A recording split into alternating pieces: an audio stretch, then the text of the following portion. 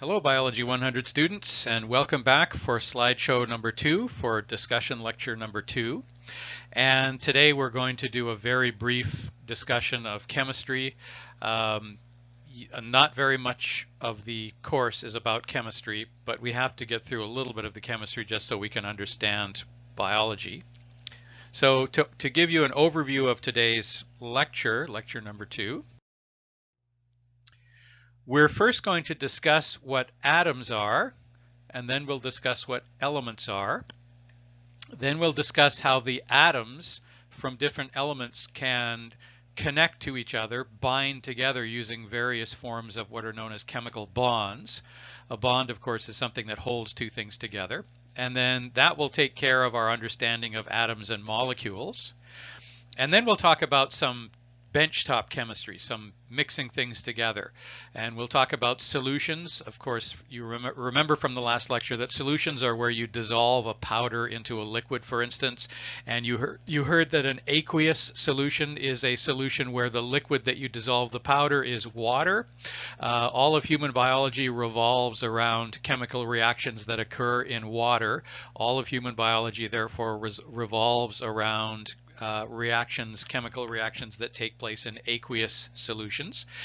And we'll also learn about the fact that one of the key distinctions between different solutions, or one of the key things that you need to know about a solution, is what is the concentration of solute in the solution. In other words, if you have 1 liter of water and you dissolve 500 grams of salt into that water, you have one type of solution. If you have 1 liter of water and you dissolve 5 grams of salt in the 1 liter of water, you'll have a very dilute solution. But if you dissolve a kilogram of salt into a liter of water, you'll have a very concentrated salt solution. So the properties of solutions are somewhat dependent on their concentration. So a very concentrated solution does different things than a very dilute solution. So we do need to be aware of that. And we need to be aware of the fact that aqueous solutions are either neutral, they are either neutral, they are acidic, or they are basic, alkaline. And we measure how acidic or how basic or how alkaline a solution is by using something called the pH scale, which I'm sure you've probably heard of, but I'm not sure if you remember it, but you probably heard of it.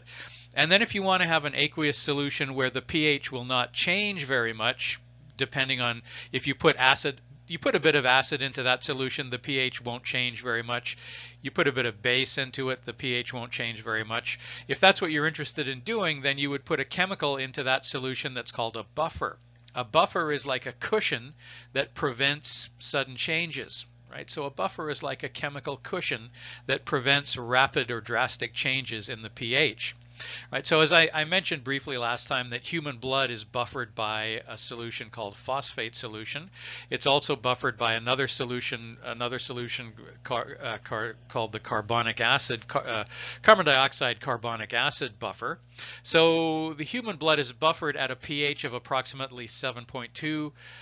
Chemists consider 7.0 to be neutral pH, meaning that it's neither basic nor acidic. It's neither alkaline nor acidic. So we'll discuss that very briefly. We'll talk about different types of chemical reactions that can occur. We can talk about how those reactions can be speeded up and made much more easy if you use something called a catalyst. And I mentioned last time that in biology, if you have a catalyst that's made of a macromolecule called protein, then it is called an enzyme. Right? So what is the difference? I could very well on a test at some point, I could ask you to tell me the difference between a catalyst and an enzyme. Well, the difference is that they both mediate chemical reactions. They both facilitate chemical reactions, but enzymes are specifically catalysts that are made of protein. If you've taken any chemistry, you might realize, or you might have heard, that there are other types of catalysts in the world that are not made of protein. If you're doing chemistry in the laboratory, there are all kinds of metals that will make perfect catalysts. You put a little bit of metal into a certain chemical reaction, and that chemical reaction will speed up. So, in other words, enzymes are catalysts, but not all catalysts are enzymes. Enzymes are only those catalysts that are made of protein. So that could be a question that I ask you on a test, for instance. And then we'll finish off the lecture by talking about organic chemistry.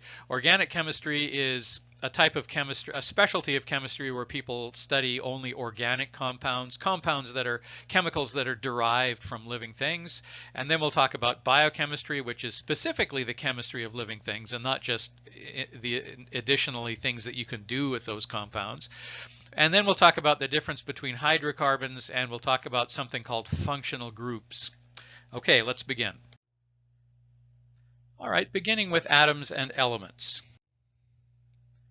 All right, so if you talk about all of the stuff in the universe, we call it matter.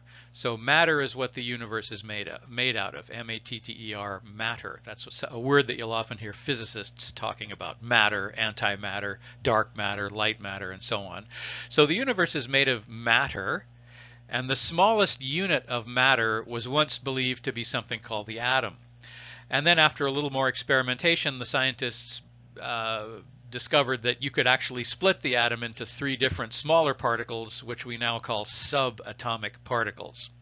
And those subatomic particles are electrons, protons, and neutrons. Now, this is a perfect example of a hypothesis and testing a hypothesis and then coming to conclusions that you didn't expect or getting results that you didn't expect, and therefore changing your hypothesis, changing your model. So in the beginning, in the 19th century, scientists believed that the smallest unit of matter was the atom. And then in the 20th century, we learned that you can break it into even smaller things. Okay, does that mean that the scientists were wrong about it, saying that it was the smallest thing? Yes, it does. But scientists are not ashamed to admit that they were wrong, because they didn't make a mistake because they were stupid. They made a mistake because they didn't have enough information before. So in the 19th century, scientists came to the conclusion that the smallest unit of matter was the atom. And then in the 20th century, they found that you could break the atom into 3 smaller pieces that are called electrons, protons, and neutrons. Right, like so. And then in the latter half of the 20th century, the physicists discovered that you could break the atoms, you could break the electrons, protons, and neutrons into even smaller pieces. And we're not going to worry about those smaller pieces. If we're going to learn a little bit of chemistry, the only thing that we care about is the atom and the subatomic particles, which are the electrons, the protons, and the neutrons. All right. So electrons have a negative charge. They have what's known as a single negative charge. Now, I'm sure you've seen a battery that has a plus sign on one side and a minus sign on the other side. That has to do with electrical charge. So these subatomic particles that constitute atoms, these subatomic particles, the electrons, the protons, and the neutrons, they have a charge. Some of them have an electrical charge. And so electrons happen to be negatively charged, and whatever negative charge they have, we classify that as a single negative charge, right? So one electron has a single negative charge. Protons are, by contrast, positively charged. So a proton has one single positive charge. And finally, the third subatomic particle, the neutron, has no charge at all, and hence the name neutron, as in neutral. Right? So atoms are theoretically the smallest unit of matter, but you can break them into 3 smaller pieces, and those 3 smaller pieces are called electrons, protons, and neutrons. Electrons have a single negative charge each, protons have a single positive charge each, and neutrons are neutral. Okay, now what is an element? Before we continue, we want to discuss what is an element. Okay, so an element is a pure substance. Right now, for several hundred years, we've known that you can take just about anything on Earth, and you can do various things to it that will cause it to break down into even simpler things. For example, you know that if you take a piece of wood, you can burn it, and you can do other things to it, and you can convert it into smaller, simpler pieces. So if you're attempting to take an impure substance, a better example might be something like bronze. Bronze is a metal, right? And people make pots out of bronze and things like that. But if you break apart bronze, you'll see that it's actually composed of 2 other elements that are called copper and tin. If you take copper, you cannot break that down into anything simpler. Copper is pure. Tin, you can't break that down into anything simpler. Tin is a pure element. If you mix copper and tin together, you get bronze, and bronze is not a pure element. Bronze is what they call an alloy, a metal alloy. Tin, you know that copper and tin are both metals. If you mix together copper and tin, you get bronze. Bronze is not a pure element because you can break bronze back down into copper and tin, but you cannot break copper into anything simpler, and you cannot break tin into anything simpler. So when you have a pure substance, we call that an element. We call that an element. And an element is made of only one type of atoms. Now each element, the atoms of each element are composed of a characteristic number of electrons, protons, and neutrons. That's what gives them their different characteristics. Characteristics, by the way, when chemists talk about characteristics, they mean things, they really use the word, they actually use the word properties instead. So you would say, what are the properties of, what are the chemical properties of copper? Well, you would say it's a metal. It's a solid at room temperature. Properties, when chemists are talking about properties, they mean things like, is it a gas, a liquid, or a solid? What is its melting temperature? How heavy is it? How dense is it? How many kilograms per cubic meter does it weigh? Those are properties, and most importantly, one of the chemical properties that an element has is what other atoms, what other elements will it react with? What other elements will it undergo chemical reactions with? Okay, so that's what we mean when we say properties, the properties of an element. So each element has specific properties, and those properties are determined by how many electrons, protons, and neutrons comprise the atoms that make up that element. Okay, so I showed you that periodic table of the elements before. It's a very handy thing to have. So this is on the periodic table of the elements. This is the symbol for carbon, the letter C, which makes sense, of course. Right? Now, carbon has a certain number of electrons and protons and neutrons. Okay, now, by the way, neutral atoms have equal numbers of protons and electrons, right? So if you have an atom that has 10 protons and 10 electrons, it will have a net electrical charge of 0. The difference between a neutral atom and an ion is that ions usually have an unmatched number of protons and neutrons. The reason neutral atoms are neutral is because they have equal numbers of protons and equal numbers of electrons. If you have an unequal number of protons and electrons, then you have something called an ion. Right? So a very common, at some point I might very well ask you on a test, what is the difference between an atom and an ion? And the difference between an atom and a neutral atom and an ion is that an ion has an unequal number of electrons and protons, and therefore it will have a net positive or a net negative charge. All right, now, does it matter whether the net positive or negative charge do we call them different things if they have a net positive charge versus a net negative charge? The answer again is yes. If the atom has more electrons than it has protons, it will have a net negative charge because you have more negatives than you have positives. So an ion that has a negative charge is called an anion. Right? On the other hand, if it has more protons than electrons, it has a net positive charge, and it's called a cation. Right, so I may ask you to explain what an ion is, and I may ask you to explain the difference between a cation and an anion. That could be a test, or that could be a test question for the pre-midterm, for example. All right, now let's look at how we deal with atoms if we were chemists, pretending for a minute that we're chemists. Okay, so elements are pure substances. Atoms are the smallest units of matter. We have the periodic table of the elements, which you see on the wall of every chemistry laboratory that you've ever been inside. And that periodic table of the elements is a chart that tells us the number of electrons, protons, and neutrons that are in every different atom from every different element. Now, by the way, the atom theory of the universe was invented by an ancient Greek named Democritus. From his name, you might think that he invented democracy, but he didn't. He was actually named after democracy. The ancient Greeks, by the way, invented democracy. Now, most countries in the world are democratic countries, and so the Greeks, if you ever meet Greeks, they're very proud to point out the fact that democracy was invented in Greece. It was invented in Athens. And so this guy is an ancient Greek philosopher named Democritus, who was named after democracy, the concept of democracy, and he was actually famous for coming up with something called the atom theory. And he said that imagine you take an apple and you cut it in half. You have two halves, and then you can take each of those halves and cut those in half, and then you can take those and cut them in half. And if you keep cutting the apple if you keep cutting the apple again and again and again, eventually you'll arrive to a point where you have a piece that is so small you cannot cut it in half anymore. And he called that the atom. And so modern day physicists do the same thing. They say the atom is the smallest unit of matter that cannot be divided anymore, until they discovered that it can be divided more into electrons, protons, and neutrons, and then other things. But we're not going to worry about those other things.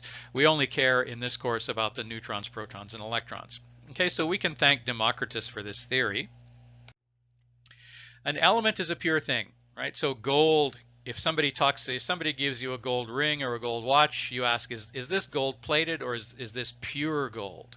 Pure gold, of course, when we say that, we mean we're talking about solid gold. But yes, pure gold is an element, right? And it has certain chemical properties. It melts at a certain temperature. It's a solid at room temperature. It will react with it doesn't react with a lot of things, but it will react with some things. And it has a certain density. Gold happens to be fairly dense, which means that if you pick up a piece of gold and then you pick up a piece of tin that are exactly the same size, the gold will feel much heavier because gold is denser. It has a higher density. Density, by the way, is how much does it weigh per unit of size, right? So of course you can find a giant piece of tin that weighs more than a small piece of gold, of course. But if you have a piece of tin and a piece of gold that are exactly the same size, the gold will be heavier. So the density, which is the weight per unit size, is greater for gold. The weight of gold is similar to that of lead. So you often see in these movies where gangsters want to steal some gold from a bank, they steal these big gold bars and then they substitute lead bars of lead that are just coated with gold on the outside, so they feel heavy. And then at some point the bank owners will scratch one of the bars and they'll see that there's lead underneath, and they'll think, oh, we know somebody stole the gold, but we don't know when, because we thought this gold-plated lead was the gold. So gold is a fairly dense substance. All right, this is carbon. Carbon is a pure element. Depending on how the carbon atoms are arranged, it can either be, if the carbon atoms are arranged in an unordered, disordered, haphazard way, you have coal and other hydrocarbons. If the carbon atoms are arranged in what's known as a lattice, then you have a crystal structure. Crystal structures happen when you compress carbon under great pressure, such as under the tectonic plates of the earth, the great stone plates of the earth, for millions of years. You can actually turn coal into diamonds if you could crush them at a high enough pressure for a long enough period of time, millions of years. You could actually convert carbon into gold. I don't think that could happen quickly, but you could do it if you had an unlimited amount of time. All right, so on the periodic table, here we have the letter C indicating the element carbon, and down here we have the element Au, meaning gold. Okay, so the different properties or characteristics of the elements are determined by what components make up their atoms. The properties of these elements are determined by how many atoms, electrons, and protons each atom of that element is made of. So all atoms are made up of protons, neutrons, and electrons. The atoms only simply differ in the numbers of each of these that they have. Okay, so as I said, protons have a positive charge, electrons have a negative charge, and neutrons are neutral. You've probably seen a battery that indicates that one end of the battery has a positive charge and the other end of the battery has a negative charge. This is something to do with electricity. We're not going to worry about it too much, but a battery is filled with anions, by the way, so that's why it generates electricity.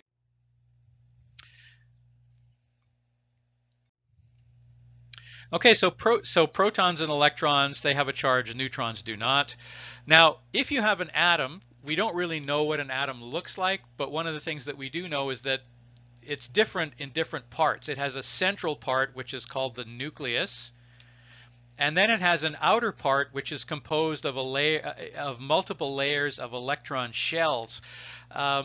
sort of like an onion. You know, an onion has a core in the middle, and then it has a bunch of peels on the outside. If you imagine the atom as an onion, the nucleus is on the inside, and in the nucleus we have the protons and the neutrons. The electrons are farther away from the nucleus, located in things that we call electron shells that are located farther and farther away from the nucleus. Those shells on the away from the nucleus, by the way, are called valence shells, and we'll talk about that later. Okay, so this is a kind of a cartoon picture, a cartoon image of the electron that was drawn in the 40s. We kind of sarcastically call this the Walt Disney version of the electron, of the atom, because Walt Disney is a famous cartoonist, you know, from Disneyland. He's the cartoonist that invented Mickey Mouse and all these cartoon characters, and he used to make cartoon movies for students to watch so they could learn about the atom. And he envisioned Walt Disney, a cartoonist. He's not a physicist, he's a cartoonist. He was a cartoonist. He envisioned the atom as looking sort of like a planet with moons that are orbiting around the planet. Right? So here we have the planet in the center, which is composed of protons and neutrons, and then we have some moons that are in orbit around the planet. So this is the Disney model of the atom. We don't actually think it looks like that. In fact, we really have no idea what it looks like, but that's sort of a good way to memorize it, because it kind of explains the way the electrons in the outer shells will react with the electrons in the outer shells of other atoms, which we'll talk about next. This is more of a Disney. So whenever you see this symbol for atoms, that was actually invented by Walt Disney, a cartoonist, famous cartoonist. Okay, so the properties of an element are determined by how many protons, electrons, and neutrons the atom has. So different elements are created by each element is composed of only one type of atoms. That's the definition of an element. And the properties and characteristics of that element are determined by the number of electrons, neutrons, and protons that make up the atom. Right, so for example, we talked about carbon already. Carbon has 6 protons,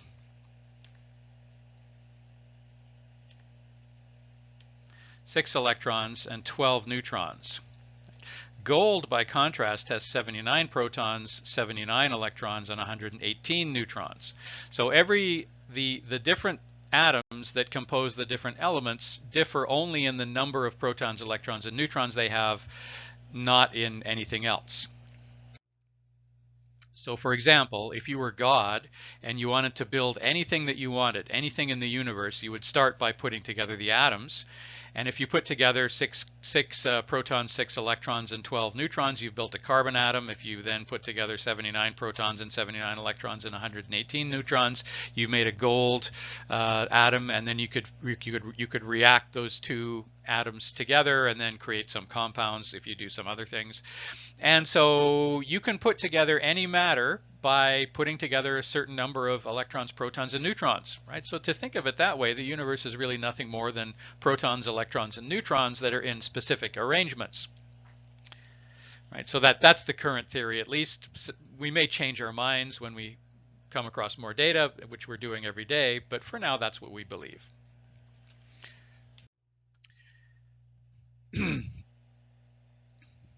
Okay, so as I said, protons and electrons attract each other. Atoms usually have the same number of protons and electrons, and therefore they are not anions. They are neutral atoms.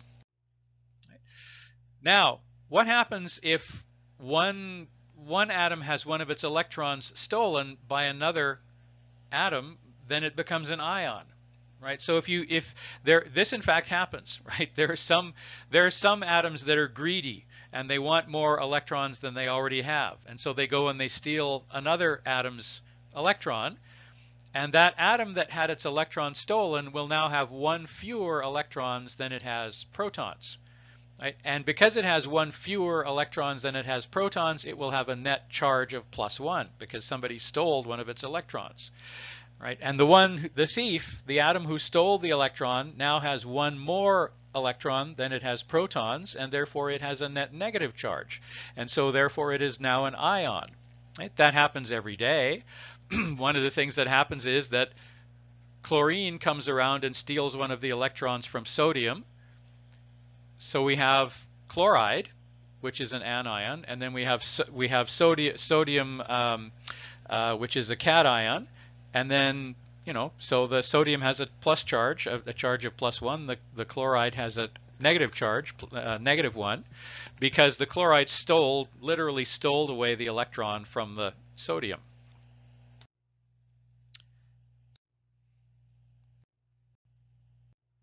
So as I said, a neutral atom has one or two. If a neutral atom has one or two, 1 and 2 is common, 3 is less common. So if a neutral atom has one or two of its electrons stolen by a greedy atom that wants them even more, it will end up having a positive charge. The atom and we call it a cation. Example, in sodium chloride, sodium chloride, that's table salt. The cation is the sodium ion, which had its electrons stolen by the chloride ion. Okay, let's look at the reverse.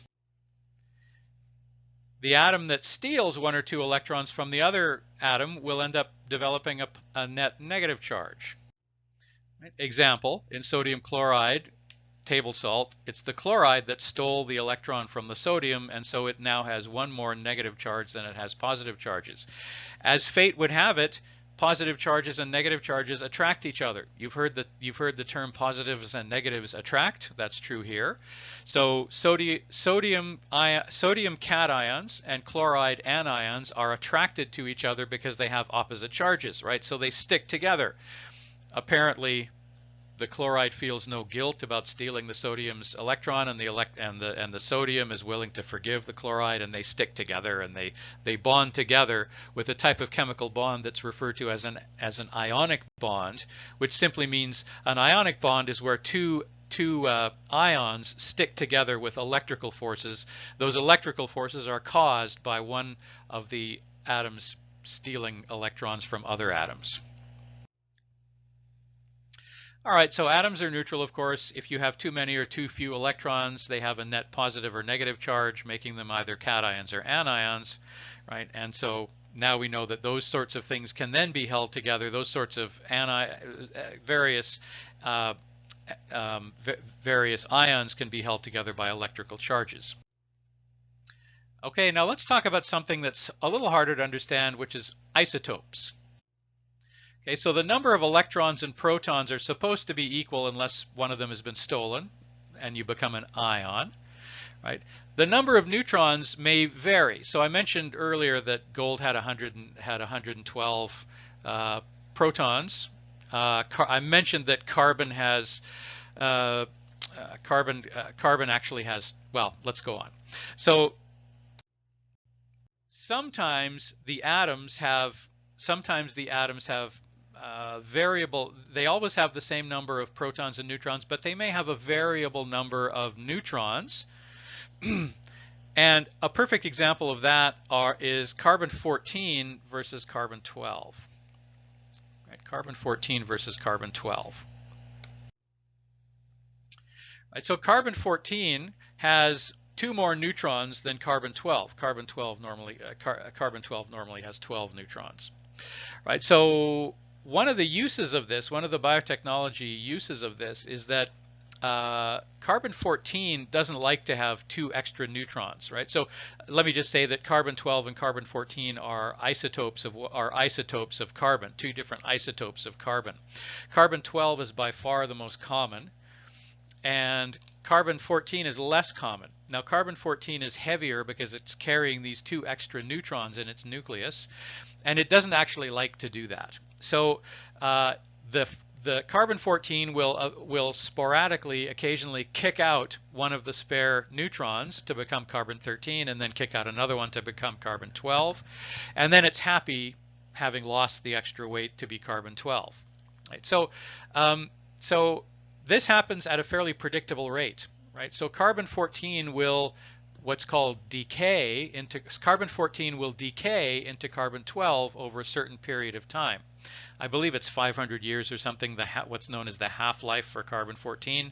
And so carbon-14 will eventually turn into carbon-12. Okay, now you've heard of the saying "you are what you eat." That is actually true of animals that eat leaves and or if you're an animal that eats other animals. The leaves and the other animals are made of carbon, and it's a mixture of carbon-12 and carbon-14. Right? So if an animal dies, it stops eating, which means that when it was alive, it took in a certain amount of carbon-14 because it was eating leaves and other animals from the environment. As soon as that animal dies, that carbon-14, there's a certain number of carbon-14 in that animal that gets incorporated into the flesh and bones of that animal. As soon as the animal dies, it stops eating, which means that it no longer takes in any new carbon-14. And so if you find some old bones, you can actually figure out how long ago that animal died by measuring the amount of carbon-14 that is left in that animal, because it hasn't eaten any new carbon since it died. And so if it died recently, it'll have the regular amount of carbon-14 in its bones. If it died millions of years ago, most of that carbon-14 will have decayed down to carbon-12. Right? So that is what is known as carbon dating. Right? So that's how scientists, they believe, figure out how old skeletons are that you dig up. You dig up fossils or skeletons or bones from old animals. You dig up old trees, and then you use carbon dating to figure out how old those bones are. How long ago did that dinosaur die? How long ago did that tree die? Right? So that's what carbon dating is. That's one of the handy uses for, that's one of the very productive uses for isotopes, right? So we now know that we have atoms, we have ions, which are atoms that have unequal numbers of protons and electrons, and therefore they have a net electrical charge. And we have isotopes. Isotopes generally have equal numbers. Well, they might be ions as well, but the difference between isotopes is the number of neutrons in the nucleus.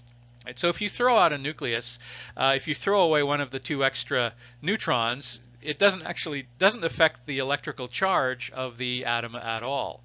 It does make it radioactive. So you've heard of radiation, and you've heard of radioactive metals like uranium and plutonium and things like that, cobalt. And those radioactive metals are radioactive because they have a massive number of neutrons, and they try to get rid of them. They're getting rid of them all the time.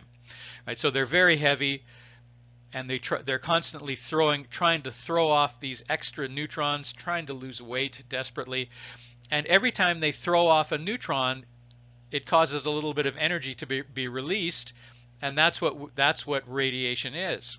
So you've seen a Geiger counter, when a scientist points a Geiger counter around a radioactive area, and you hear it go. It starts out, you hear click, click, click, click, click, click, click, click, click, click. When you hear every one of those clicks on the Geiger counter is actually a radioactive decay where an atom has thrown away a neutron. So if the Geiger counter is going, that means that you're in a radioactive area. You're in proximity to radioactive materials, and you actually need to get away from there quickly because radiation is very damaging to living tissue. Right. So, in fact, just imagine that radiation is like firing little microscopic bullets through the body, because these neutrons, when the atom throws off these extra neutrons, it throws them off with great energy and velocity, so that they will tear through human tissues and cause damage, which happens when you get radiation poisoning. All right. So I mentioned that carbon dating is done with isotopes. Most carbon in the world has 12 neutrons in the nucleus. Some of it has 14. The 14 neutron version of carbon will eventually decay into carbon-12. Does that mean that it will all decay? No, because new carbon-14 is constantly being produced in the Earth. So carbon-14 likes to throw off the excess neutrons. It releases a little bit of energy at a time, and that is called radioactive decay. Right? So if you measure how much carbon-14 is left in a dead animal, you can figure out when the animal died and therefore stopped eating. So here are some common isotopes that you've heard about every day. So we know that we have carbon-12 and carbon-14. Those two isotopes are used among other things, to do carbon dating. So scientists use carbon-14 and carbon-12 all the time in order to measure how old things are, how long ago things died. Okay, carbon. There are two isotopes of cobalt. Cobalt is a metal that happens to be radioactive, and so there's a difference between cobalt 59 and cobalt 60, and it is used in medicine all the time.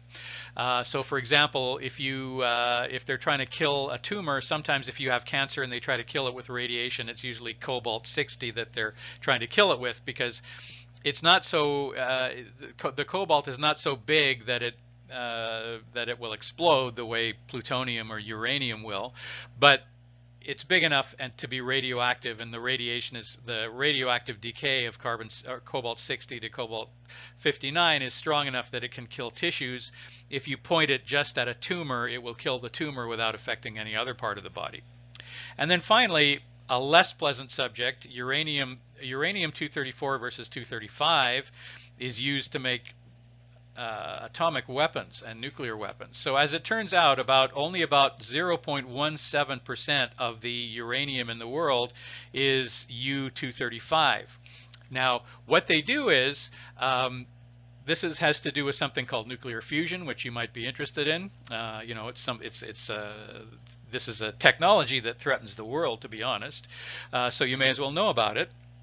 But what happens is, what they did when they made the original atomic bombs was somebody realized that if something is big and radioactive and it's big and it has lots of neutrons in its nucleus, and it wants to get rid of those neutrons, fine. It's throwing them away. It's generating radiation, right? They're kind of like throwing away the neutrons one at a time. Now, if you put a whole bunch of uranium-235 together at the same time, they'll be throwing neutrons at each other like billiard balls on a billiard table until they spontaneously explode and release all of their excess neutrons at once. And that's what we call an atomic explosion. And then if you can convert and build another substance called plutonium, which is also used to make nuclear weapons and atomic weapons. But that's how it's done. Now, the way it's done is, what's critical is that you have to put together enough of the U-235 in order to create in order to create what is called a chain reaction. Okay, so if only 0.7% of the uranium in the world is uranium-235, what that means is you have to dig up a lot of uranium, and then you have to purify out just the uranium-235, and then you put the uranium-235 together. Right, and so if you have concentrated uranium-235 and you basically take two big pieces of it and you smash them together, that will cause a chain reaction, because they will all start throwing their neutrons off at the same time, and it will cause a chain, where they're hitting each other with each other's neutrons, and then all the neutrons just come flying off at once, and it releases a horrible amount of energy that way. So that was the original application for isotopes of uranium-235.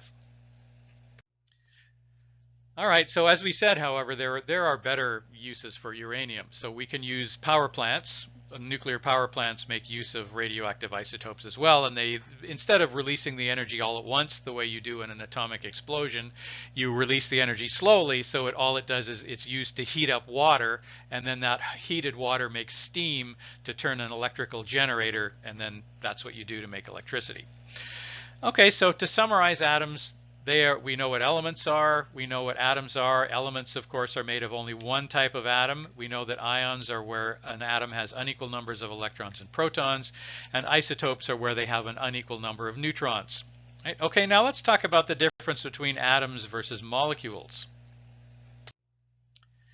Okay, so chemical bonds occur between different types of atoms, and if you have two or more different types of atoms, if you have two or more atoms that are held together, even if they're the same type of atom, we call that a molecule, right? So if you bond together two or more elements, or even two or more of the same atom, it's called a molecule. And so molecules, two or more elements held together by different types of chemical bonds. Okay, there are basically three types of chemical bonds that we have to worry about in this course. One is a covalent bond. This is the strongest. I mentioned earlier in the course that electrons are, inside an atom, electrons are positioned outside the nucleus in these little layers that are called valence shells. And if two atoms share a pair of electrons in their valence shells, sharing, that is called a covalent bond. It's something that holds two atoms that think that they don't have enough electrons. Instead of stealing one from the other, they simply share a pair of them, right? We call that a covalent bond, and that is the strongest bond that we have in chemistry. On the other hand, if one atom steals the electron from another and then they both pick up an electrical charge, they're held together by weaker ionic bonds. And there's another type of fairly weak bond called a hydrogen bond, which we'll talk about in a minute.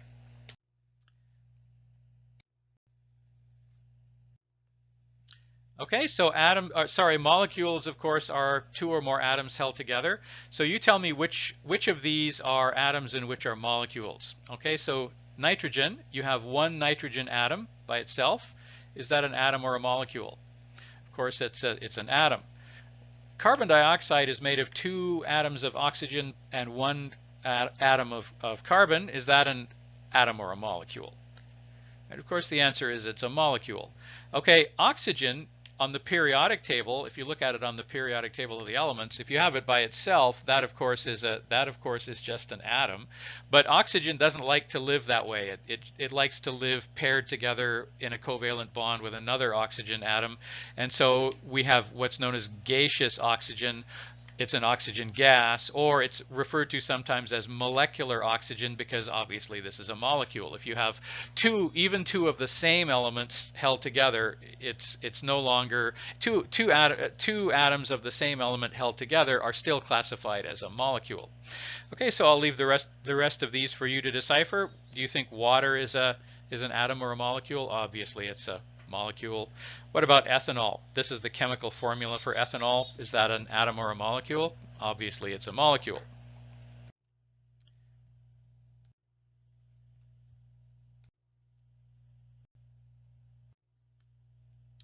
All right. So I mentioned the fact that atoms tend to have electrons in the outer shells, which are called valence shells. If you have an odd number of atoms, if you have an odd number of electrons in the outer valence shell, electrons like to be paired with other electrons, so they go together 2 by 2, right? They like to be together. Electrons like to be together 2 by 2 in the various valence shells on the outer regions of an atom, right? Now, they don't like to be unpaired. So what happens occasionally is that two atoms will get together and share their single electrons, and that forms a very strong bond between those atoms called a covalent bond. Right? Now, if the two atoms share those two electrons, that pair of electrons, exactly equally, it's something called a covalent bond that's nonpolar, but that's usually not the case. When two atoms share a pair of electrons, usually one of them kind of pulls it towards itself more than the other, right? So we've seen the extreme example where chlorine steals an electron from sodium and keeps it.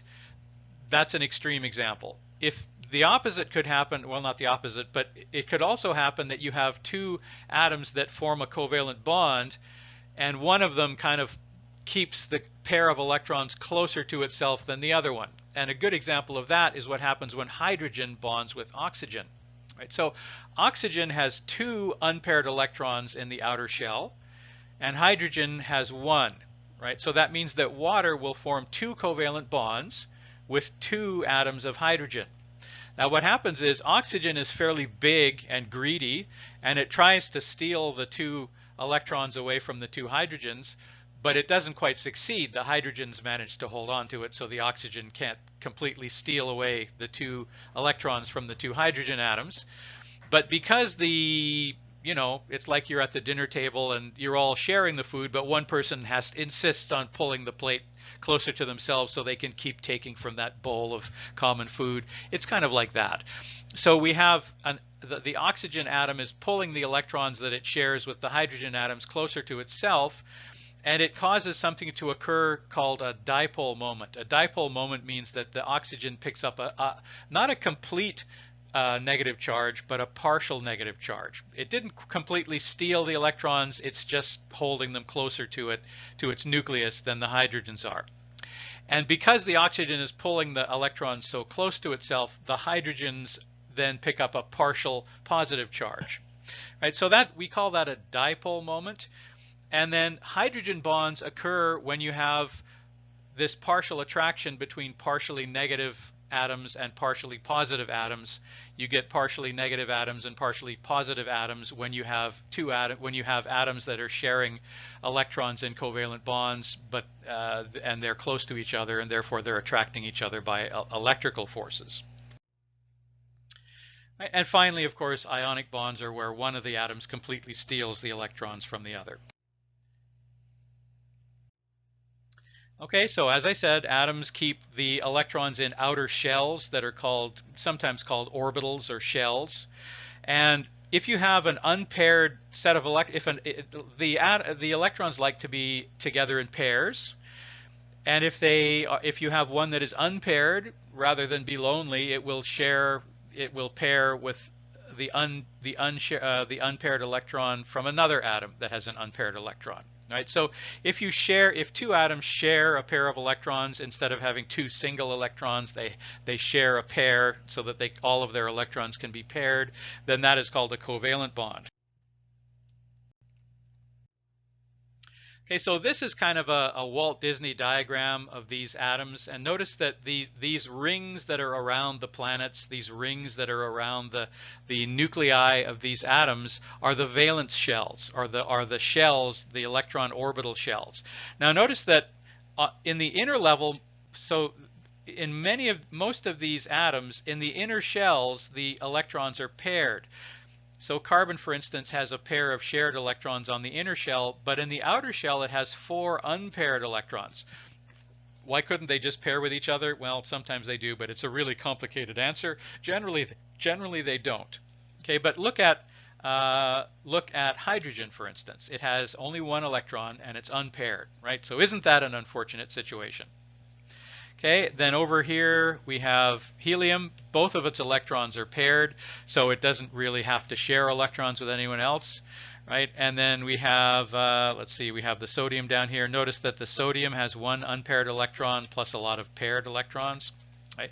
So carbon has 4 unpaired electrons, and it would like to share those electrons with 4 other unpaired electrons from other atoms, right? So carbon could in fact share its 4 unpaired electrons with 4 atoms of hydrogen, which it does sometimes, right? So that's methane.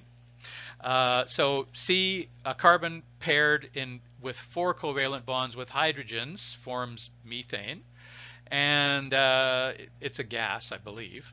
I'm not a chemist, so I'm just sometimes get these things wrong. So carbon is sharing the unpaired electrons. Carbon is capable of forming 4 covalent bonds. Okay, so just take a look at these shells and you see how many unpaired electrons. Fluoride, for instance, has 1 unpaired electron, so you could react fluoride with hydrogen, and sometimes you do. So you have fluoride and hydrogen together. All of the electrons are paired. Everybody's happy, and they would form a covalent bond to each other. Okay, so if you just don't really care too much about electron shells, and I certainly don't care, but the only thing you have to remember, of course, is that carbon is capable of forming 4 covalent bonds, oxygen forms 2, hydrogen forms 1, nitrogen forms 3, sodium forms 1, chloride generally forms 1. Right? So theoretically, you could make a compound with one atom of carbon binding to 2 atoms of oxygen. That of course would be CO2, wouldn't it? Carbon dioxide. And you could take 1 atom of carbon and you could pair it with 4 atoms of hydrogen. That would be methane. So that would be CH4. Right? So carbon, oxygen, hydrogen, nitrogen, sodium, chlorine, and a few other elements are the main things that make up all the molecules that constitute life. All life forms have an abundance of carbon, oxygen, hydrogen, nitrogen.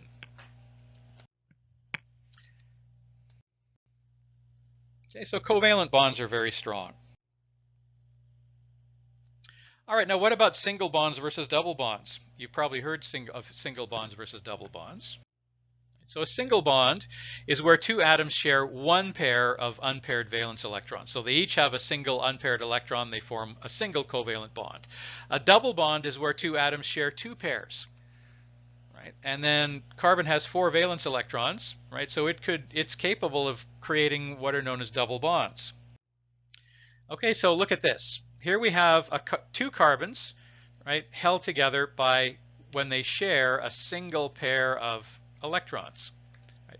Now down here we have two carbons that are sharing two pairs of electrons, right? So the carbons normally have 4 unpaired electrons. They can share one pair with another carbon, or they can share 2 pairs with another carbon.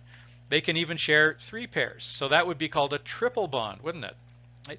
Now notice the shorthand that we've done here, right? We can draw normally what about, so if you indicate a single bond between two carbons, you indicate it with a single line. Okay, so now we're getting into the kind of shorthand that people use to talk about hydrocarbon molecules, organic chemistry molecules. Okay, so this is a way of illustrating that we have two carbons that are sharing a single bond. Now that single bond is indicated by this stick, this black stick in the middle. Right now, what about these other sticks? What's on the end of these other sticks? Well, if you see nothing, you're supposed to assume that it's hydrogens, right? So I see two carbons and I see 1, 2, 3, 4, 5, 6, 7 sticks, right? We're supposed to assume that the middle stick that holds the two carbons together is a single bond between the two carbons. And then we have to assume that all of the other sticks have hydrogens on the end. Right? That is the shorthand for these kind of chemical molecules, right? So the actual formula, the chemical formula for this one would be C2 and then H 1, 2, 3, 4, 5, 6, C2H6. Right? What about this one down here? C2H4. And down here, C2H2. Right? Now, as it happens, a single bond, a single chemical bond, when atoms share one pair of valence electrons, if you break that bond, it releases a lot of energy. So this is an example of a reaction where if you break the bond, you release a lot of energy. Right? If you break a double bond, you release less energy, and if you break a triple bond, well, triple bonds are another thing. Could carbon share 4 bonds? Yes, but actually no, because of the way the orbitals are shaped. Carbon does not actually form 4 bonds with another carbon, but it is sometimes possible to have 3 bonds. Anyway, that rarely happens naturally. You need a chemist to put together carbons to have triple bonds with a complicated chemical reaction. But with biology, it's very common for biological molecules to have single bonds between carbons as well as a few double bonds, and we'll talk about that later. Okay, so this is just, I want you to be aware of how you can draw some of these atoms, carbon atoms in particular, forming single, double, and triple bonds. Okay, this is another shorthand that we use when we're even lazier. Okay, so here we have, this is a hydrocarbon, right, because it has 3 carbons and 1, 2, 3, 4, 5, 6, 7, 8 hydrogens, and there is nothing in this molecule except hydrogen and carbon, so we call these things hydrocarbons.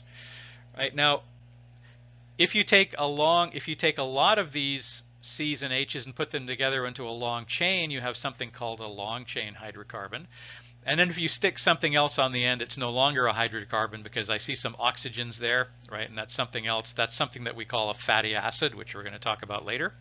Now, if you put an OH, oxygen and hydrogen, on one end, that OH is called a hydroxyl group, and it will cause this hydrocarbon to become an alcohol. Right? So the properties of alcohols are determined by having a hydroxyl group somewhere in the molecule. Right? So here we have CO2, of course, where you have carbon bound to 2 oxygens by 2 double bonds. Right? And then this is a very complicated hormone. It's called testosterone, and this is very lazy because we have so much. This is composed entirely, except for this part out here, this is composed entirely of carbons and hydrogens.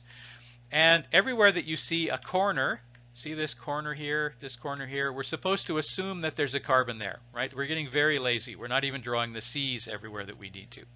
And attached to that carbon, you're assuming that there must be hydrogens, right? So I see a carbon, I see a corner right there, And so I'm assuming that there's a carbon here and there's a carbon here, and they are joined together by a single bond.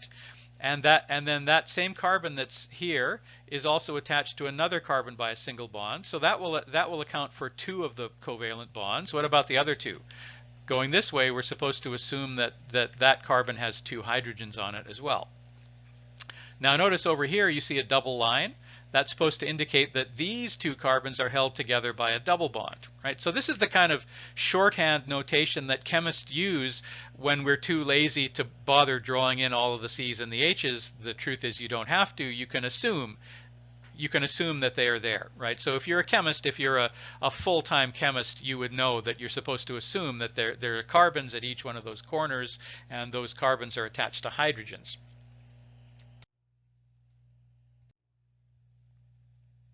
Okay, so I mentioned that a polar covalent bond is where one atom pulls the electron closer. 2 atoms are involved in a covalent bond, but they do not share the pair of electrons equally. One of them is pulling it closer to it than the other.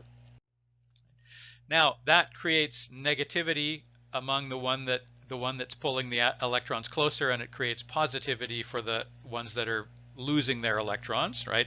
And that is something called a dipole moment. I will never ask you that on a test. I will never ask you what a dipole moment is. Right? But this is what happens if you do oxygen covalently bound to 2 hydrogens, right? So these are 2 single bonds, but the oxygen is pulling the electrons closer to itself than, it's being greedy and it's trying to pull the electrons away from the hydrogens, but they won't let go. So the result is that the oxygen becomes a little bit negative, and each of the hydrogens becomes a little bit positive. That's what these symbols here mean, dipole moment symbols. Okay, so water is a polar molecule, meaning that it's partly negative on one side and it's partly positive on the other side. And as a result of that, water molecules will attract each other, right? So the negative end of this water molecule will be attracted to the positive ends of another water molecule, and they will all be stuck together, and that's actually what makes water a liquid. The fact that these molecules are attracting each other and sticking together using what are known as hydrogen bonds.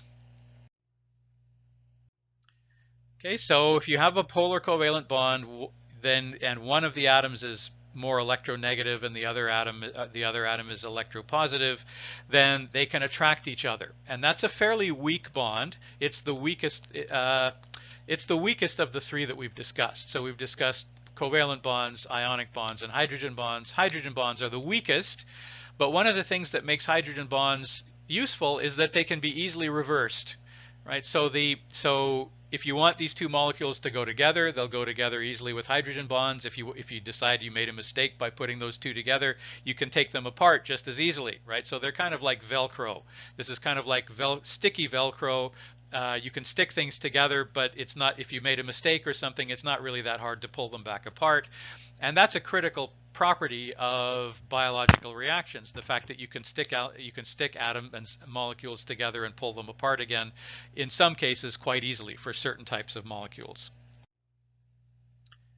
Right, so you generally get hydrogen bonds when you have oxygen and hydrogen together, or nitrogen and hydrogen together, right? So whenever you see a molecule that contains hydrogens bound to oxygens, it will probably be capable of forming hydrogen bonds. And also, if you have hydrogens bound to nitrogens, you also have the possibility of forming hydrogen bonds.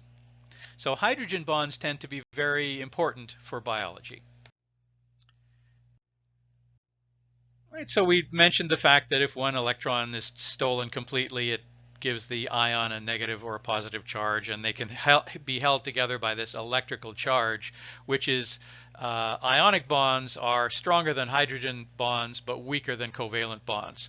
That again could be a multiple choice question. I could say which of these 3 types of bonds is the strongest, and the answer is the covalent bond is the strongest, and I could ask you which one is the weakest, and the hydrogen bonds are the weakest. Okay. All right, so we have 4 types of chemical bonds. We really only care about 2 of them, which are the covalent bonds, the hydrogen bonds, and the ionic bonds. Okay, covalent bonds are strong. as well as polar covalent bonds. Ionic bonds and hydrogen bonds are weaker. Hydrogen bonds are the weakest of the three. All right, now in chemical reactions, you break or form bonds, right? So that's really what's happening with a chemical reaction. You put together two or more different molecules, and you have a chemical reaction, and the atoms come out of the reaction arranged differently. So we take some atoms from this molecule and put them together with some atoms from that other molecule, and vice versa. So we rearrange we put together two different molecules and we rearrange the atoms in each of those molecules. Sometimes we have to put energy into the reaction to do that. Sometimes energy is released when we do that, but we're simply breaking and reforming bonds between different atoms that are within a molecule. That is what a chemical reaction is. All right, so if you have chemical reactions, there's some terminology that we have to learn about chemical reactions. One of them is, number one, you have reactants, right? So reactants are the molecules that you started with before the reaction, right? After the reaction takes place, you have products. So reactants are what you start with before the molecules you start with before the reaction, and products are the new molecules, the newly rearranged molecules that you end up with at the end of the reaction. Right? Now, in order for the reaction to move forward, you always have to put a little bit of energy into it to start a reaction. Even if that reaction releases a lot of energy, it doesn't start that easily, right? So you have to add a little bit of energy to a reaction just to get it started most of the time, and we call that activation energy. Right? Now, a catalyst is something that lowers the amount of energy that you need to put in at the beginning. It lowers the activation energy that is required to start the reaction. All right, let's look at some examples of reactants versus products. Okay, you've taken nails, you put them outside in the rain, and they rust. Right? So what you have here is a reaction between iron, water, and oxygen. And in the end, you have iron oxide. Rust, the technical term for rust is iron oxide. So the iron, which is an element, reacted with water, which is H2O, and oxygen, gaseous oxygen, and created iron oxide. You can do that with a lot of metals. A lot of metals will oxidize, and they will basically rust. All right, another example. If you put together wood and oxygen, quickly, the wood will burn, and at the end, all you'll be left with is carbon dioxide, because the wood is mainly hydrocarbons rather, and if you mix, eventually if you mix oxygen with hydrocarbons, they'll burn, they'll combust, and in the end you'll have carbon mixed with, it will mix with water and oxygen, and then you'll end up with a lot of carbon dioxide. Right? But you know that if you burn wood, you have to set it on fire first. So you need to add a little bit of activation energy to that reaction to get it started. Right? Iron and water and oxygen, you put it together, the iron will rust quite easily. You don't need to put any energy into that. But, well, all reactions require a small amount of energy. But you know that you have to put, if you want to burn wood, if you want to set fire to wood, you have to light it with a match, or you have to light it with kindling and light the kindling on fire. You need to add a little bit of activation energy to start the reaction. But because the combustion of wood is what's known as an exothermic reaction, it generates a lot of energy once it gets started, it will continue on by itself with no more need for activation energy. Okay, here's another reaction. If you take sunlight, water, and carbon dioxide, plants can turn that into wood. Right?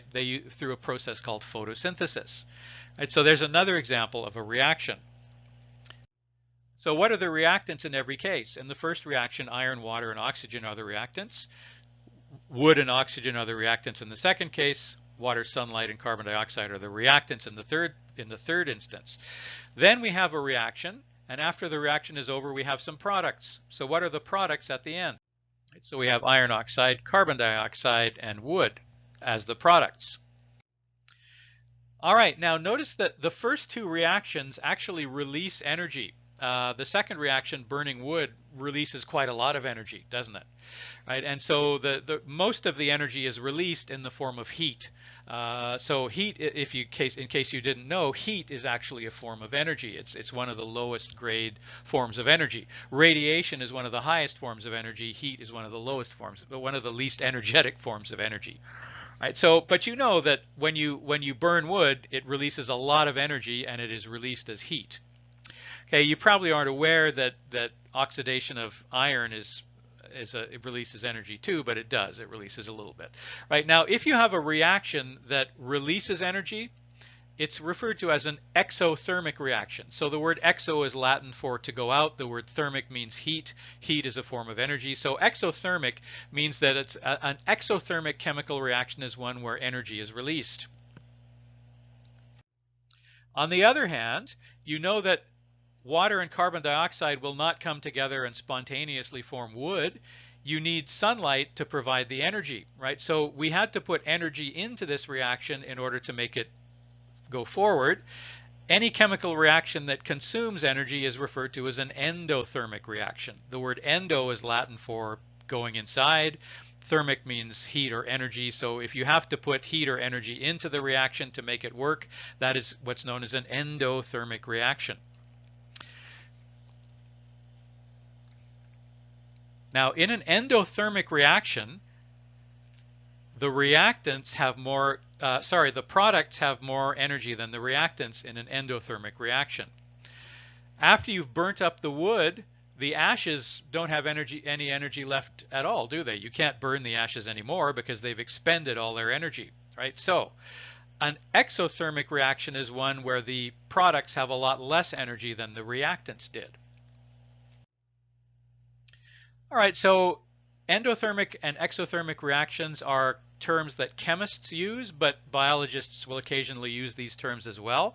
So I expect you to understand these two terms. I need you, if I ask you know which one of these two types of reactions releases energy, you would say the exothermic reaction. Which type consumes energy? The endothermic reaction. Now in biology, we give them different names, right? So anabolism in biology are biological chemical reactions in biology that form covalent bonds. So anabolism means that you're building things, right? So anabolism means that you're building body tissues. Catabolism means breaking down body tissues and using the energy that's released when you break certain covalent bonds, and then you use that energy to power other things, right? So anabolism is a series of endothermic reactions in the body that occur where you're using energy and raw materials to build parts of the body. Catabolism is basically where you eat food and then the food is broken down. When you break down the food, energy is released through the breaking of covalent bonds, and then you use that energy to power some anabolic reactions. Now, if you use the terms anabolism and catabolism together, you have the collective term metabolism. Metabolism is anabolism and catabolism together. So I do expect you on quizzes to know the definitions of these words. Okay, as I said, you need a little bit of energy usually to start a reaction, including exothermic reactions. You know that wood will not catch fire spontaneously. You have to add a little bit of activation energy. Okay, so if you look at the amount of energy that is contained in the reactants of a chemical reaction versus the products of a chemical reaction, you tell me whether so the amount of energy that is contained in the reactants versus the products, you tell me whether this is an endothermic or an exothermic reaction. At the beginning of the reaction, we had this much energy with the reactants, and the products had this much energy, right? So the products have less energy than the reactants. You tell me whether this is an exothermic or an endothermic reaction. This is a question that I could ask you on a test. Okay, so this is in fact an exothermic reaction because the reaction released this much energy. The difference between these two lines is the amount of energy that was released. Right now, but notice that in order to start the reaction, we had to pump a little bit of extra energy into it to make it go. Right? Now, a catalyst will lower the amount of energy that you need to add to the reaction to make it go. And as we said, enzymes are biological catalysts. Okay, so to summarize, for reactions we have reactants and products that form and break and form and rearrange different molecular bonds between the different bonds. There are exothermic versus endothermic reactions. They always require a little bit of activation energy. A catalyst is something that lowers the amount of the amount of activation energy that is needed to start a reaction, regardless whether that reaction is endothermic or exothermic. And in biology, the catalysts are all enzymes. They're all made out of protein. So enzymes are busy at work inside cells, catalyzing millions of different chemical reactions that power the human body and give the human body its shape and form. Okay, let's quickly discuss solutions, buffers, and aqueous solutions. Okay, so a solution is where you dissolve a solid in water. Right? The liquid is called the solvent. The solid part that you dissolve in the solvent is called the solute. If you dissolve a solute in a solvent, you have created a solution. Right. Now you know that if the solvent is water, then you will have created an aqueous solution. I could ask you that on a test. What is an aqueous solution? So an aqueous solution is a solution in which the solvent is water. Okay, so how concentrated is that solution? How much stuff did you dissolve in a certain amount of solvent? And that's critical because if you make soup and you put a spoonful of salt into the soup, it will increase the flavor. But if you poured 5 kilograms of salt into the soup, it would have completely different properties, wouldn't it? You know that if you have dilute acetic acid, vinegar, for instance, you can put that on your salad and it gives your salad a mild, pleasant, sour taste. But if you had concentrated acetic acid, it would burn your tongue. It would probably dissolve your tongue entirely. So the concentration of a solution is something that you do need to consider. Okay, so we measure how concentrated a solution is using a unit called molarity. Molarity. Right, now, a mole, you don't really need to know this, but a mole is a certain specific number of molecules, right? In fact, it's 6.02 times 10 to the 23rd molecules. That's a lot, right? But if you put together that many molecules, you will have what's known as a mole of those molecules, right? So if you dissolve 1 mole of those molecules in 1 liter of water, you will have created a 1 molar solution. The concentration of that solution would be 1 molar. However, we usually don't dissolve that much, right? So we take a mole and we divide it by 1,000, and you get a unit called a millimole. Milli, right? So you know that if you take a meter stick and you divide it by 1,000, the unit that you have is called a millimeter. The same thing is true, except that instead of having a meter stick, we have a mole of molecules. And if you divide that mole by 1,000, you have a millimole, right? So we ask how many millimoles of solute did we dissolve in a certain amount of solvent, and that will give us the molarity of that solution. All right, now let's talk about acids and bases. Acids tend to be very corrosive, provided that they are concentrated. They are not terribly corrosive when they are dilute. Right?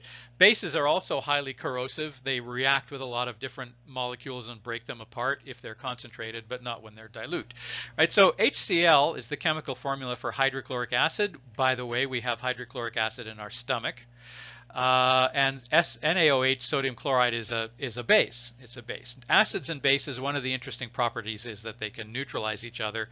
An acid is characterized by the fact that it has a lot of spare hydrogen ions, hydrogen cations that are floating around.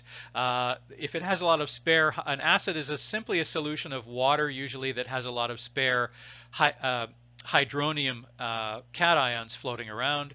Hydronium cations are very reactive, and so they tear apart other molecules in order to steal back the electrons that were stolen from them, and that's basically what an acid is.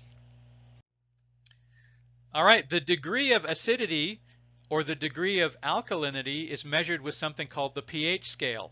You don't really need to know what it is. It's the negative logarithm of the number of hydronium ions that are present. We don't care about that, right? What you do need to know, what you very much need to know, is that something with a low pH is very acidic. Right? Now, the fact that it's acidic doesn't mean that it's going to be very reactive, because it has a low pH, but if it's a dilute acid, it's not going to be destructive. If it's a concentrated acid, it will be. Generally, acids in the human body are not that concentrated, except for the hydrochloric acid in our stomach, which is fairly concentrated. Okay, now if a solution has a high pH, like 8 for instance, it's a basic solution. And then we say that a solution that has a pH of 7 is neutral. We say it's neither acidic nor basic. Okay, so a solution, you dissolve a solute in a solvent. The concentration is measured in molarity, right? So moles versus millimoles. For example, we would write salt, sodium chloride. If we had a 100 millimolar solution of sodium chloride, that actually means that we dissolved 100 millimoles of sodium chloride crystals in 1 liter of water, right? So a 100 millimolar solution of sodium chloride is not that concentrated. A 1 molar solution of sodium chloride is much more concentrated. In fact, it's 10 times more. Right, so this is actually about, I've forgotten the exact weight of a mole of sodium chloride. I think it's about 50 grams or something. If you drop that salt into a liter of water, you will make a 1 molar solution, because you will have added 1 mole of salt into 1 liter of water, and that's a 1 molar solution. So in order to standardize our measurements, we're going to assume that, how much stuff did you dissolve in 1 liter of water? And then the number of moles that you dissolved in 1 liter of water is what gives you the concentration of the solution. So, as I said, water is a polar solvent. If you dissolve your solute in water, it becomes an aqueous solution, right? Now, there's a couple of other terms that you need to be aware of, because so much of biology revolves around water. We would die fairly quickly if we didn't have water in a day or so. But the amount of water, so there are some biological molecules that will dissolve easily in water, right? And we call those types of molecules hydrophilic. You do need to know this term for the exam. You need to know what a hydrophilic molecule is. Now, hydro is the Greek word for water, right? And philic is a Greek word meaning to like, right? To be attracted to, right? So a molecule that is hydrophilic is one that easily dissolves in water, and it likes to be in the water. There are other molecules like fats and oils and waxes. You know perfectly well that you cannot dissolve an oil in water, because oils are hydrophobic, right? So again, hydro meaning water. Phobic means to fear or to dislike, right? So hydrophobic molecules dislike water, and they refuse to dissolve in water. They do not like to be in water. So generally, if they're heavier, more dense than water, they'll sink underneath it. If they're lighter than water, they'll float on top. You know this when you look at your salad dressing in the refrigerator. You look at your salad dressing, you know that you have to shake the bottle, because the oil, and it's a mixed salad dressing is a mixture of oil and water. If you leave them together, they separate into 2 different phases, they're called, because the oil is hydrophobic. Okay, so an acid is it has spare hydronium ions. It tends to be very reactive. It tastes sour to the taste, like lemon juice. It tends to be fairly reactive with other molecules and tears other molecules apart, provided it's concentrated enough. So here we have the example of vinegar, which is a type of acid called acetic acid, and the vinegar that you put on your salad is quite dilute. This is lemon juice. Lemon juice is another weak acid if it's dilute, and it's sour to the taste, and it is called citric acid. All right, now vinegar, the vinegar that you put on your salad is 500 millimolar. In the laboratory, we have bottles of concentrated acetic acid, basically concentrated vinegar, that are 17 millimolar. Right? Now you notice that this bottle has a glass stopper, right? Look at the vinegar bottle over here. The vinegar bottle has a cork stopper, a stopper made of cork. Why do we have a glass stopper on the acetic acid, the 17 molar acetic acid, because it would burn through a cork, right? It would completely dissolve the cork in minutes if we had a cork stopping the bottle. So we need to have a glass stopper, right? Right, so this is essentially, vinegar is 500 millimolar acetic acid, and what's known as the glacial acetic acid that we use in the laboratory is 17,000 millimolar. Right? So this acid, it's the same acid, but this acid is just many, many times more concentrated than this one. Because it's many, many times more concentrated, it will tear apart molecules and burn things and cause chaos. That's the formula weight for acetic acid, by the way. Okay, Tums, you take this for an upset stomach. Tums is calcium chloride, which is a base. Right? One of the main properties of bases is that they can neutralize acids. So if you mix together bases and acids, you get water. So when you have hydrochloric, Tums is calcium hydroxide, rather. So if you take Tums, calcium hydroxide, and you put it in your stomach where you have hydrochloric acid, the hydroxide from the Tums comes together with the hydrogen from the HCl in your stomach, and you end up making H2O, which is a neutral pH. Okay, so the pH scale measures how acidic or how basic things are. That in and of itself is useful to know, but it doesn't tell you how corrosive the solution will be. How corrosive the solution will be depends on how concentrated the acid or the base is. Now this you do need to memorize, right? So an acidic solution tends to have a low pH number. For example, 2 is acidic. A basic solution has a high pH number. 8 is acidic, right? Is alkaline, right? So you do need to know. I could ask you on a test, give me an example of a what pH would a base typically have versus an acid or something like that. So you do need to know that. Okay, neutral pH is water. Now, in biology, neutral pH there are two types of, well, water is pH 7. Most of the fluids in the human body are about 7.2, and we call that physiological pH. Physiological pH. So there's a slight difference between neutral pH and physiological pH. Neutral pH is 7.0, and in the human body we have something that's fairly close to that, but most of the solutions in the human body are physiological pH, which is about 7.2. So the fluids in the human body tend to be a little bit more alkaline, a little bit more basic than neutral water. This, by the way, is called litmus paper, which if you dip that paper into a solution, it will tell you the pH because it will change color. So if you dip the litmus paper into water and it turns red like this, it means the pH is 4, so this must be an acid that you're measuring. If you dip it into a solution and it turns green like this, it means the pH is 9 and you must be measuring a basic solution, an alkaline solution. Okay, what is a buffer? We kind of already know the answer to this. A buffer is a chemical that resists a change in pH. So if you have an acid and let's say you have a glass of water and you pour some acid into it, what was the pH of the glass of water before you added the acid? Do you remember? What's neutral pH? Right, so the glass of water was pH 7. As soon as you added the acid, which has a much lower pH, pH 2 or something, and you measured it as you were adding the acid, you would see the pH of the water go down, down, down, down, down fairly quickly, because water has no ability to buffer a change in pH. On the other hand, if you had a glass of water and you added a base to it, the pH of the water would go up, up, up, up, up as you added the base, because the water, again, has no ability to buffer a change in pH. A buffer is a chemical reagent, usually a solute, that you add to a solution, and it has the ability to resist changes in pH. Right? So if you had a buffer in a glass of water and you started adding an acid, the pH would go up very slowly for a while until the cushioning power of the buffer was exhausted, and then it would the pH would go down fairly rapidly, rather.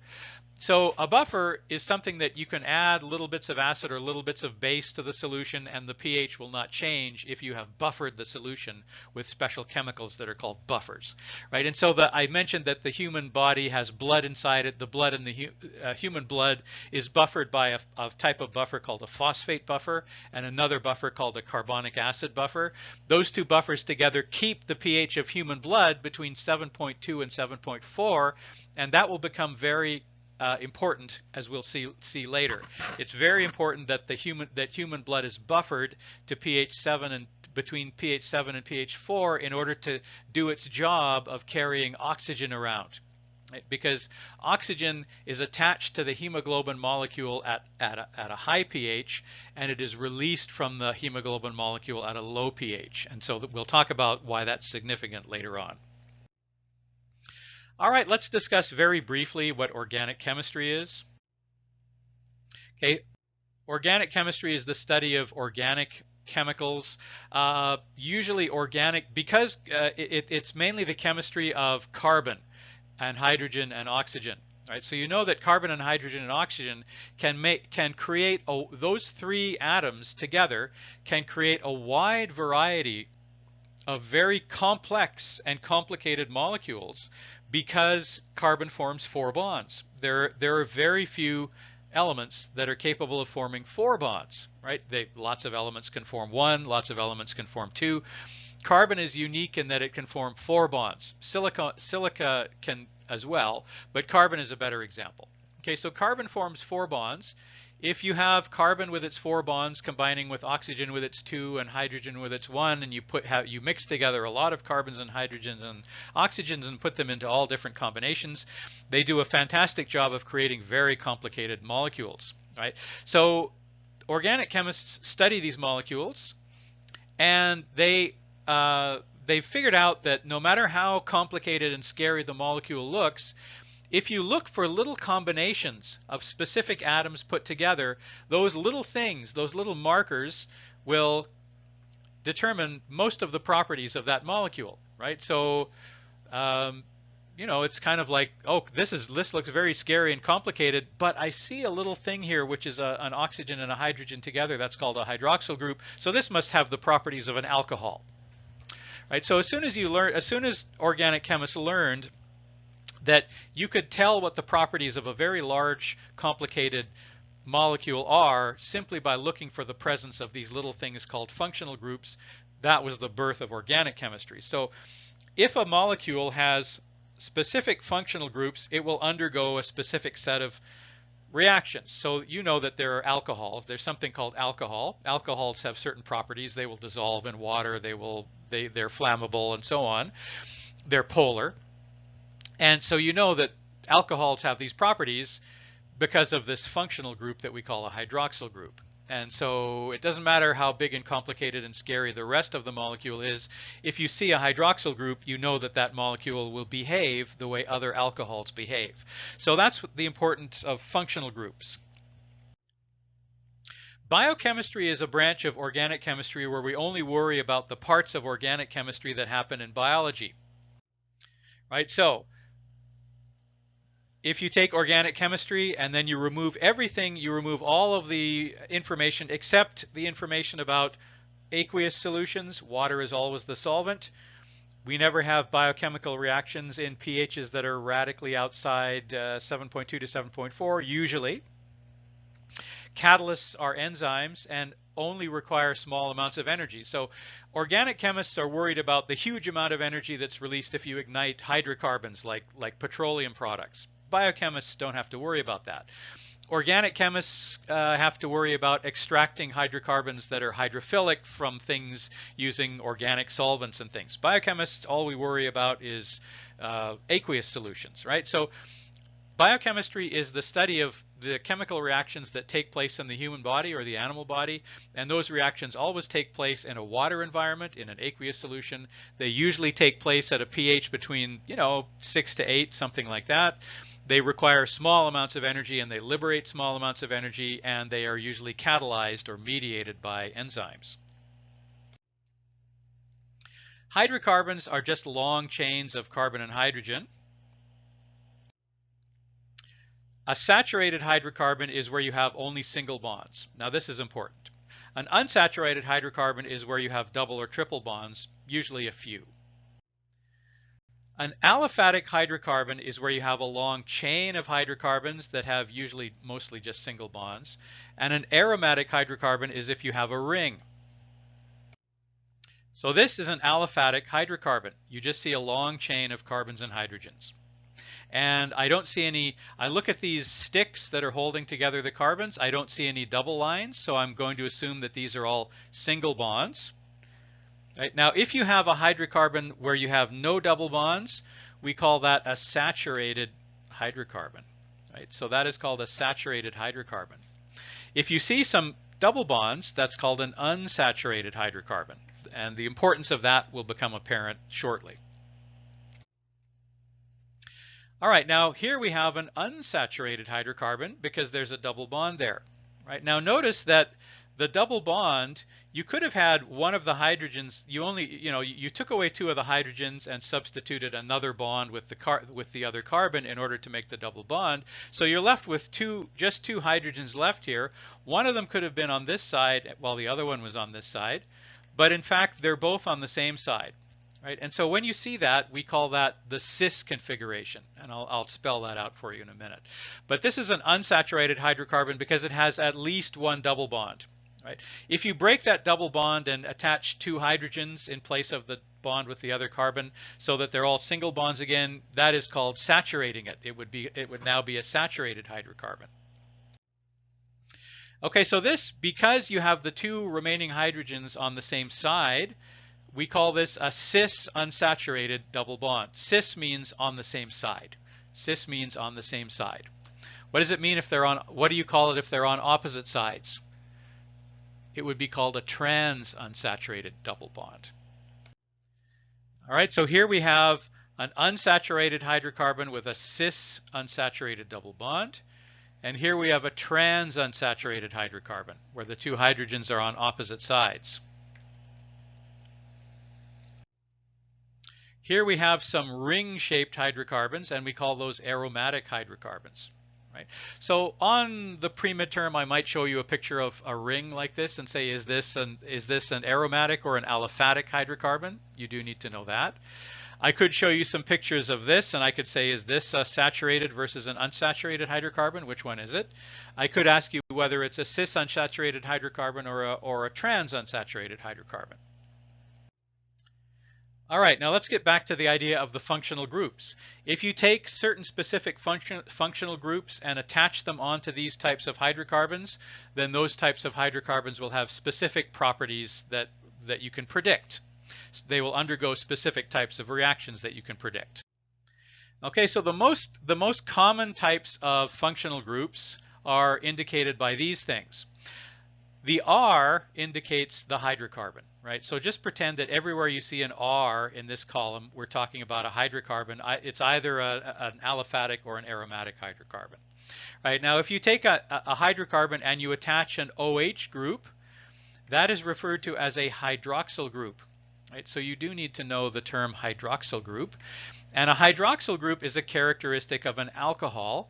And so if you take a hydrocarbon and you stick one or more hydroxyl groups on it, that hydrocarbon will suddenly be able to have all the properties of an alcohol. This one here, CH3, is called a methyl group. Many of the molecules that make up the human body have lots of methyl groups on them. If you have a carbon and an oxygen and another a hydroxyl group, you know, a double bonded oxygen and a hydroxyl group, that's called a carboxyl group. And a carboxyl group is a characteristic of an acid.